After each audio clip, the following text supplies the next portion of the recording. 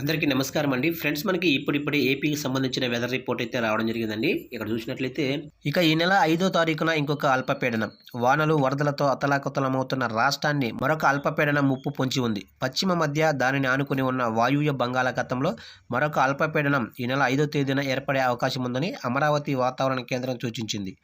సగటు సముద్ర మట్టం వద్ద రుతుపవనాల ద్రోణి సోమవారం జస్మలేరు, రైసేన్, చింద్వారా తూర్పు విదర్భ ప్రాంతంలోనున్న వాయుగుండం కేంద్రం గుండా దానిని ఆనుకుని ఉన్న తెలంగాణ మరియు మచిలీపట్నం గుండా వెళుతూ అక్కడి నుంచి ఆగ్నేయ దిశగా తూర్పు మధ్య బంగాళాఖాతం వరకు ఉంటుందని వాతావరణ కేంద్రం అధికారులు పేర్కొంటున్నారు. ఇక కోస్తా ఆంధ్ర ప్రాంతాన్ని వరదలు ముంచెత్తుతున్నాయి. విజయవాడ జలదిగ్బంధంలో చిక్కుకొని విలవిల్లాడుతుంది.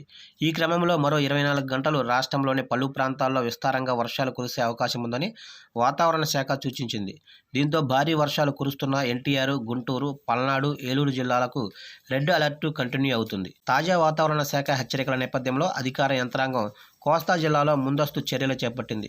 గడిచిన 24 గంటల్లో అల్లూరు సీతారామరాజు జిల్లాలో అత్యధికంగా 3 సెంటీమీటర్ల వర్షపాతం నమోదైంది.